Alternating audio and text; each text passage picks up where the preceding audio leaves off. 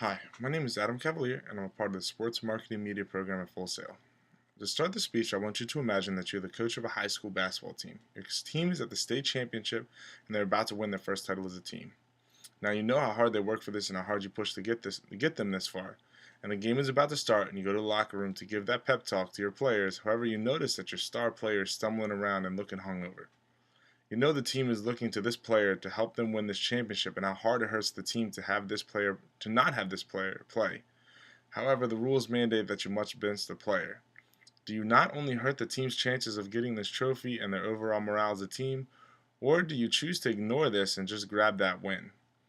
This is just a small possibility that coaches have to be prepared for and try to prevent, not just for the good of the team, but of the players themselves.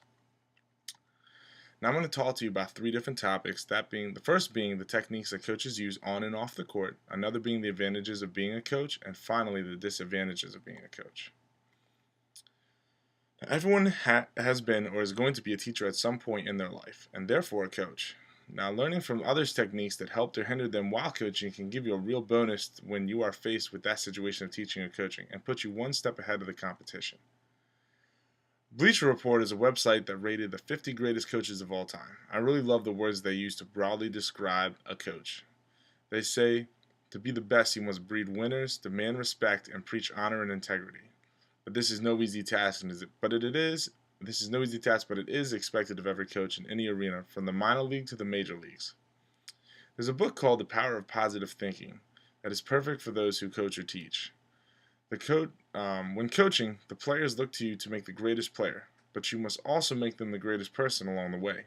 This can be challenging as sports is highly competitive and most lose track of the fun and focus solely on the winning.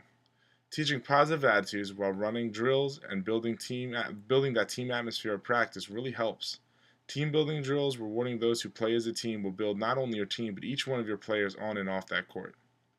A lot of what it takes to play a sport as a skill is something that you can use on and off the court.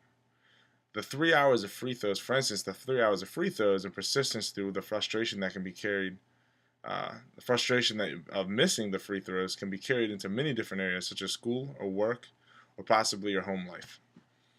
Now, coaching is not just a job, but it's also a tool for those passionate to teach or to help others. I'll always remember my high school coach and the lasting impression that it had on me, yet it wasn't the skill that he helped me obtain. It was the lessons along the way that helped me not only become a good player, but a good person. Again, I go back to that book called The Power of Positive Thinking. The skill set that the players learn by practicing this while undergoing the stress of winning the game is going to carry over into their personal lives, as well as help them stay persistent in more than just sports. It also can help them focus and overcome adversity at the workplace as well as at home. As a coach, no matter what you are coaching, your players carry the lessons you teach with them everywhere, and it might be what makes them successful later in life. You as a person can achieve a lot from coaching a team as well, not just the game. And leading a team to victory is so rewarding, not only emotionally but also mentally, and your team becomes your second family. To really hit the home run, I want you to go back and grab that scenario from the beginning and imagine you had chosen to follow the rules and rely on your players' abilities and bench the star player of the team. It is the fourth quarter, you are down by one, and your player gets fouled and heads to that free throw line. The whole championship is at stake. You're now on the edge of your chair, grasping it with all your might and praying for that player that he or she makes that throw. However, your dreams come true, and he or she makes both points, and you win the game. Now the chairs rattle, the bleachers rattle. It's insane, the deafening noise of the cheers. Your players are going crazy. They all end up emptying into the locker room. They're filled with sweaty, and they're still in shock that they think it's still really a dream. The best part as a coach, the ultimate moment, the apex of your career as a coach is right at this moment. When you walk into that locker room, you look at the faces of those who just played their heart out, but not just to win, but to make you and their families and the fans that are sitting there rooting for them the entire game. They made them proud at this moment.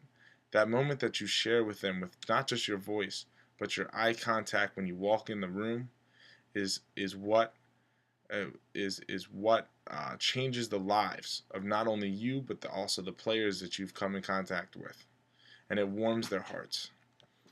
Now that I made coaching hopefully sound inviting, I must remind you that there also is a catchphrase. That no one is perfect, and it may sound pretty simple to do positive thinking drills and keep the court positive, but it's not always the case. Coaches have to know when to draw the line, and they have a lot of pressures. They're not just expected to breed winners, but they are an extension of their team, and the team will model the coach's teaching style as well as his attitude and personality.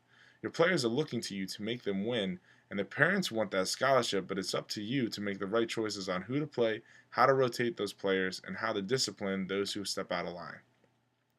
This can be exhausting and can really mess with your emotions. However, you can now see that coaches have a major effect on not only the team as a whole, and not only on and off the court, but to the families of their players. They use the many techniques and they play an important role in their players' lives. And the next time you find yourself in a position of coaching or teaching, remember that what you teach and how you teach is not just about the success or failure of what you're teaching, but everything you teach can help them become successful in every area of life, whether that be as a player, a person, an employee, or maybe even a CEO one day. They will carry your words throughout time, and it's your job to use the right ones.